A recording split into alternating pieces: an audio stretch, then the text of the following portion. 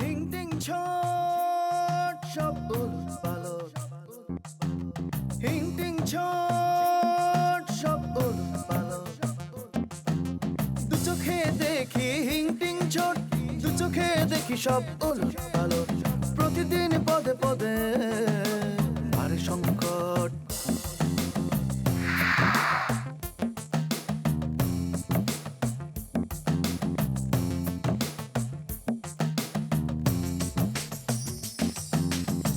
শুরু আছে শেষ নাই, কাহিনীর রেশ নাই।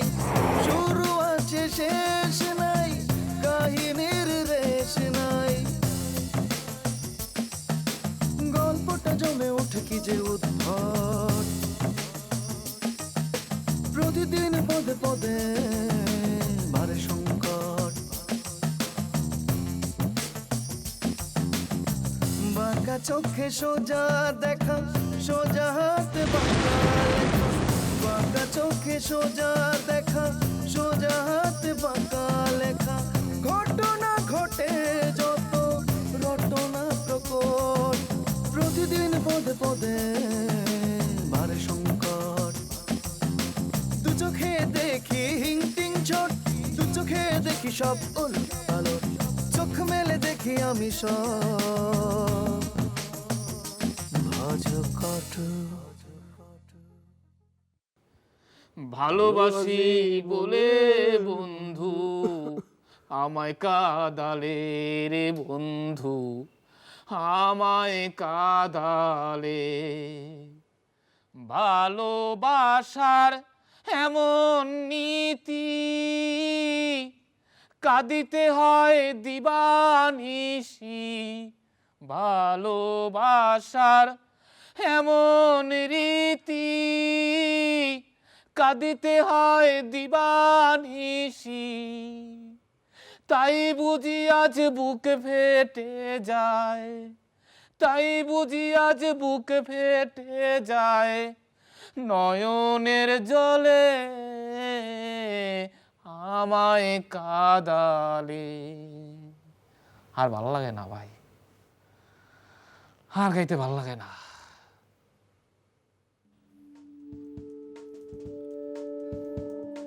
আচ্ছা, এই সে কি সত্যি খুব বড় লাঠিয়াল? একবার হয়েছিল কি জানেন, সর্দার ভাই কাটা শহীদকে লাঠি ধাওয়া করেছিল। ওই কিলারটা সর্দার ভাইয়ের লাঠির কষ্ট দেখে ভয় পালিয়েছে। তোমার কি ধারণা সে আমাকে মারার জন্য হাড়ি পেতে বসে থাকতে পারে? না,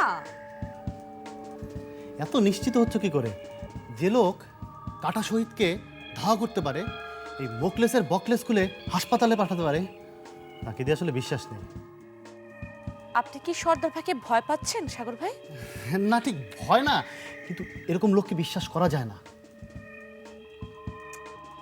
আপনার যদি খুব বেশি ভয় লাগে তাহলে আমি আপনাকে হুন্ডা পর্যন্ত এগিয়ে দিয়ে আসতে পারি। কিন্তু তুমি হুন্ডা পর্যন্ত এগিয়ে দিলে উনি যদি আমার পেছন থেকে তুমি চলে আসার পরে, যেরকম অ্যারোগেন্ট। তাহলে লাগতে গেলেন কেন ওর সাথে? আপনাকে কে বলছো ওর সাথে লাগার জন্য? প্লিজ সাগর ভাই, আপনাকে এখন আমার খুবই বিরক্ত লাগছে। আপনি এখন জানতো। আর শুনেন, সর্দার ভাই আপনার কোনো ক্ষতি করবে না, সেটা আমি সামলাবো, জান। তাই তাহলে আমি যাই।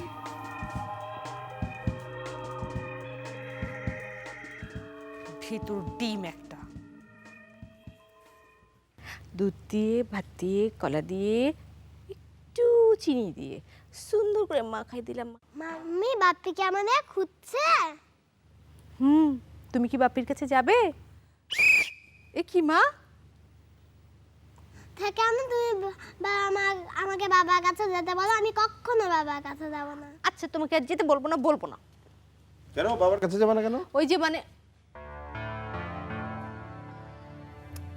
সর্দার, তুমি আমাদের পার্সোনাল ব্যাপারের মধ্যে এত ইন্টারফেয়ার কেন করো বলো তো? আচ্ছা আপা, আপনি এই রহস্য আর কতদিন ধরে রাখতে পারবেন? একটা কথা বলি আপা, বিশ্বাস করেন আপনার জন্য আমার কষ্ট হয়, আর ওই নিষ্পাপ মেয়েটার জন্য আমার খুব কষ্ট হয়। আমি গ্রামের সহজ সরল পোলা, আপনি আমারে বিশ্বাস করে আপনার ঘটনাটা খুইলা কইতেই পারেন। আমি তোমাকে বলেছি যে সমস্যাটা আমার, সমাধানটাও আমি করব, আমার কারো হেল্প লাগবে না। তুমি দয়া করে আমাদের মা মেয়ের মধ্যে আর আসবে না, এতে আমি ভীষণ অসন্তুষ্ট হই। আপা, বলো। আপনি কি রাগ করছেন? হুম। আপা, আপনারা দেখলে না আমার একটা মানুষের কথা মনে হয়। কার কথা? আমার বোন। জানেন আপা, আমাকে গ্রামের স্কুলের পথটা যাওয়ার পথে একটা বড় মাঠ আছিল। মাঠের পাশে ছিল ধান ক্ষেত, পাট ক্ষেত, আর সেগুলি পার হয়েই আম বাগান, জাম বাগান, কাঁঠাল বাগান মাঝখান দিয়া আমরা স্কুলে যেতাম।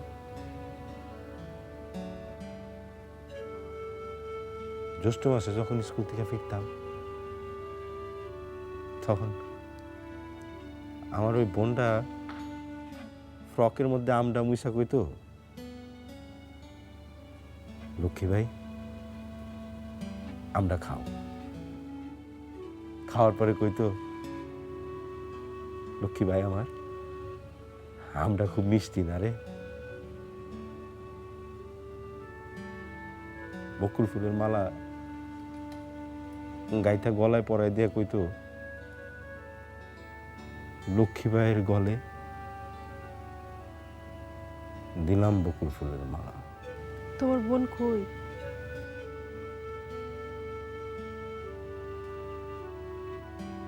নদীর জলে ভাইসা গেছে। আমার বোন সাঁতার জানতো না, আমিও জানতাম না, কিন্তু লাভ দিয়েছিলাম। আমার বোন বাঁচে নাই, আমি বাঁচছি। জানেন আপা, আপনি চোখের সাথে না আমার বোনের না খুব খুব মিল। যার জন্যই আমি জিজ্ঞেস করি, কারণ আপনার যদি কোনো ক্ষতি হয় না তাহলে মনে হয় আমার বোনের ক্ষতি হইতেছে। এর জন্যই আপনার আমি জিজ্ঞেস করি। সর্দার, থামো।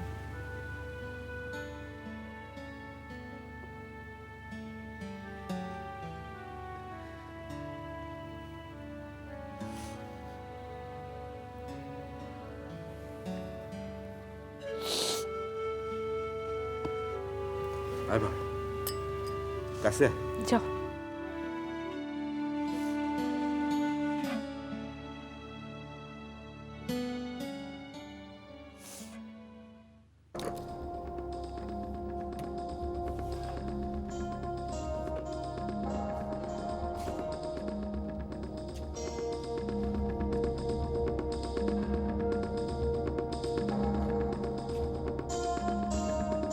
টুসি,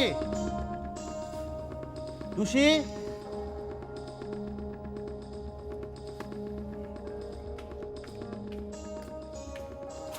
বলেন কি? ওই আসো গানটা তুলে দেই। কোন গান? ওই যে বনে যায় ধেয়ে ধেয়ে নন্দ দুলাল। এই দিনের বেলায় বনে যায় ধেয়ে ধেয়ে নন্দগুলাল গাইতে ইচ্ছে করছে না। আচ্ছা, তুমি কি সর্দারের ভয় আতঙ্কিত? শোনো, ওকে টাইট দেওয়ার জন্য আমি লোক জোগাড় করে ফেলেছি। বেটা আমারে ভয় দেয়, আমাকে দেয় লাঠির ভয়। আচ্ছা সাগর ভাই, আপনি কেন সর্দারকে মারতে যাবেন? মারবো না তো কি করব? রামপ্রসাদের সুরে বলবো, এই এখানে নয় এখানে মারো। এসব আপনি কিছুই বলবেন না। আপনি জানেন সর্দারটা গ্রাম্য গোয়ার ছেলে, কিন্তু সে জীবনে কিছু একটা করার মতো পর্যাপ্ত শিক্ষা বা টাকা পয়সা কোনোটাই তার কাছে নেই। তাই সে খানবিলা নিয়ে সবসময় আজগুবি দিবা স্বপ্ন দেখে। তাকে কনভিন্স করতে হলে একটাই উপায়, ওই খানবিলা নিয়ে তাকে স্বপ্ন দেখাতে হবে। তাকে বোঝাতে হবে যে এই খানবিলা দিয়ে কোটি টাকা কামানো যায়। তখন দেখবেন সে ওই বাধ্য বেড়ালের মতো আপনার চারপাশে মিউ মিউ মিউ মিউ করবে। তুমি শিওর এতে সে কনভিন্স হবে? অবশ্যই। আপনি কখনো বড়শি দিয়ে মাছ ধরেছেন? এটা হচ্ছে বড়শি দিয়ে মাছ ধরার মতো। ও, তুমি একটা টোপ দিতে বলছো? এবং টোপটা যে ফেলবেন না, খুব কনফিডেন্টলি ফেলতে হবে। চলেন এই বিষয়ে আমরা একটু পরামর্শ করি, বারান্দা যাই। চলো চলো।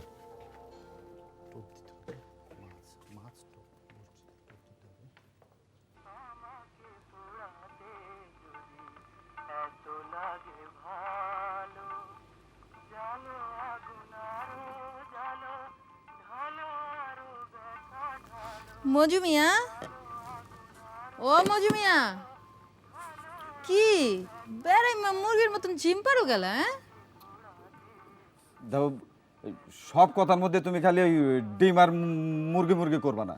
তোমার জামাই নাই ডিমের ব্যবসা করে, তাই বলে তুমি সব জায়গায় খালি ডিম ডিম করে বেড়াবা নাকি? এই কি তুমি আমার খোটা দাও নি? হ্যাঁ, খোটা দিতেছ? মনে করছো কি আমি বোবা নাকি? মানে মুখে কথা কবার পারি না? কি বিষয়টা কি? আরে জব্বর মিয়া না, জব্বর মিয়া আইতেছে। ওর কি আবার কুত্তা দিয়ে দৌড়ন দিমুনি? দেখো, এটা কিন্তু তোমার বেশি বাড়াবাড়ি। আমার কাস্টমারের তুমি কুত্তা দিয়ে দৌড়াইতে পারো না। ও পারুম না, আর তুমিও কিন্তু পারো না, বুঝছো? তুমি ওই যে ঘরে বউ রাইখা কাজের বুয়ার লগে ইটিস পিটিস করা পারো না, বুঝছো নি? দেখো গুল্লি আপা, আমি কি পারি কি পারি না এটা তোমারে আমি কমু না। তো যাই হোক আর নাই হোক, তুমি আমার কাস্টমারের পিছনে লাগবা না। ঠিক আছে, লাগুন না। তো তোমার কাস্টমারও কয়া দিও, বুঝছো, যেন আমার বইনগ দিকে নেক নজর না দেয়। চোখ বি তুললা নিমু, আমারে তো চেনে না, চোখ টেক করে তুললা নিমু। কয়া দিও ভালো করে কাস্টমার রে।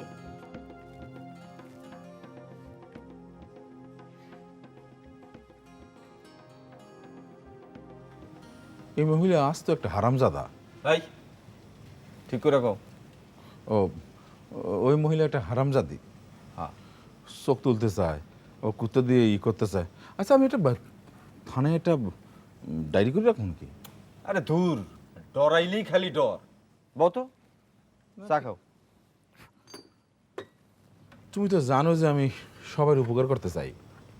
এই যে সর্দার রে আমি উপকার করতে চাইলাম, আমি বললাম যে বাড়িতে একটু মান সামান রাইখা ধরো যে 1 মাসের মধ্যে 20-32 হাজার টাকা প্রফিট করতে পারবা। সে বাড়িতে মাল সামাল না উঠাইয়া মহিলা উঠাইলো।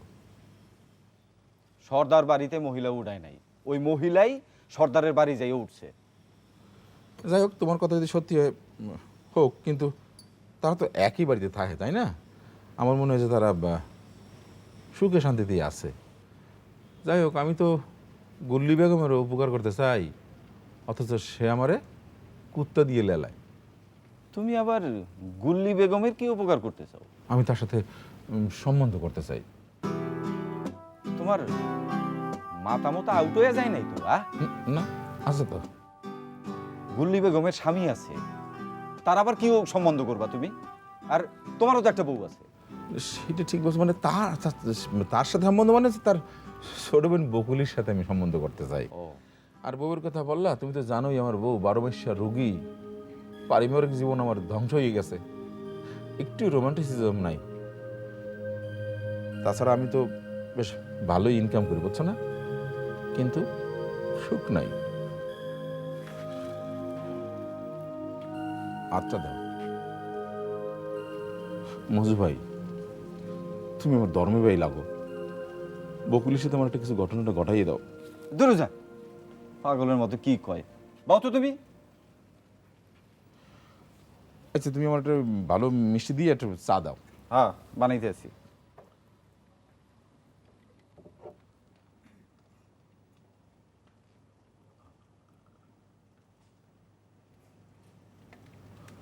মজু ভাই, মজু ভাই, আমার কিন্তু মাথা খারাপ হয়নি, বুঝছো? তুমি একটু ভাবো। প্রস্তাবটা কিন্তু খারাপ না, যদি করতে পারি তাহলে কিন্তু ভালো হয়। আসল ব্যাপার হলো কি, উনি তোমাদের এলাকার। ওটা আমি দেখবো, আমার উপর ছেড়ে দাও। হ্যাঁ, সর্দার ভাই, একটু কথা শুনবেন? আপনার সাথে একটু কথা ছিল। কি?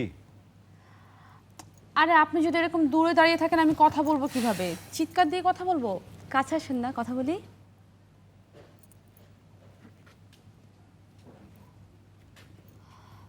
বলো।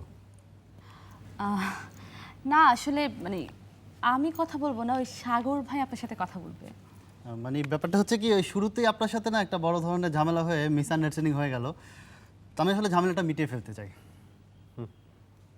কেউ যদি চুলকে গা বানাতে চায়, তার সাথে আমি মিটামিটি করতে ইন্টারেস্টেড না। সর্দার ভাই, ওর সাথে কিন্তু আপনাকে আপোষ করতেই হবে, এটা আমার রিকোয়েস্ট। আরে এই মেয়ে নিজের প্রীতের রাস্তা ক্লিয়ার করার লেগা আমারে রিকোয়েস্ট করতেছে না? শোনেন, এই আপনার বাড়িটা নিয়ে আমাদের কিন্তু একটা বিশাল প্ল্যান আছে। তুষি বলছিল এই মনে করেন এই বাড়িটাকে বেস করে আমরা যদি কিছু ইনকামের ব্যবস্থা করতে পারি তাহলে আপনি আরো সচ্ছল হয়ে চলতে পারেন। আমার বাড়ি নিয়ে আপনারা তো চিন্তা কিসে?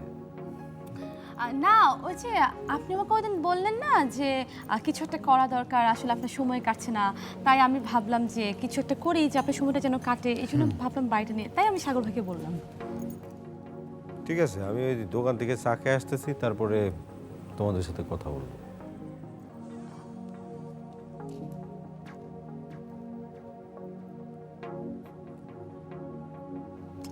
দেখি কথাটা তো এখনো পুরো বলা হয় নাই, বলার পর দেখি কি বলে। পজিটিভ নেগেটিভ পরে হয়ে যাবে।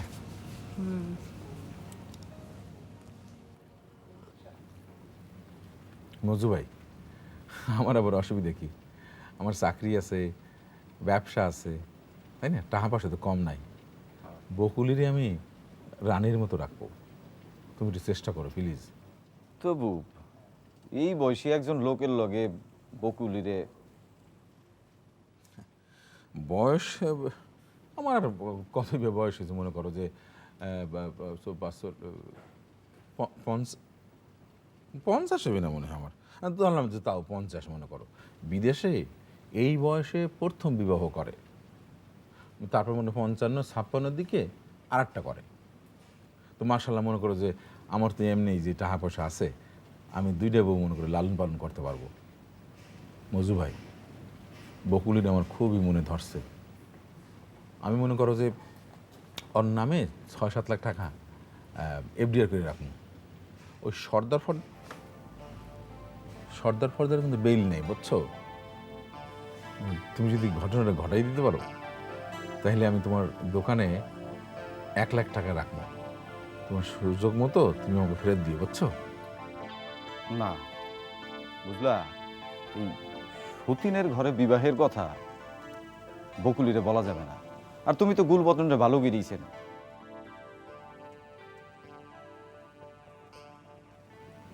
তাইলে কি আমি আমার স্ত্রীকে ডিভোর্স করব? হ্যাঁ, অসুস্থ স্ত্রী, এত বছর তারে রাখবো কেন? কামাই রোজগার করছি অসুস্থ রোগীকে বহন করবার জন্য না। জীবনের স্বাদ আলাদা বলে একটা কথা আছে, এনজয়মেন্ট আছে, বিষয় আছে, তাই না? আমি তাহলে আমার স্ত্রীকে তালাক দেবো। ও, এই লেগেই তুমি তালাক দিতে চাইছো? হ্যাঁ, না, এইটা কিন্তু ঠিক না। মজু ভাই, আমার ধর্মেও কিন্তু তালাকের ব্যবস্থা আছে। না না না, আমি তোমার এই কথায় একমত না। একটা অসুস্থ মৌরে তুমি তালাক দিবা? দেখো মজু, যাত্রা দলের হিরোদের মতো ডায়লগ দিবা না, বুঝছো? তার পিতা আমাকে সাহায্য করছিল প্রথম দিকে, সেটা ঠিক আছে। আমার পড়াশোনার জন্য সে কিছু টাকা পয়সাও দিয়েছিল, এই জন্য আমি তাকে এতদিন সহ্য করছি।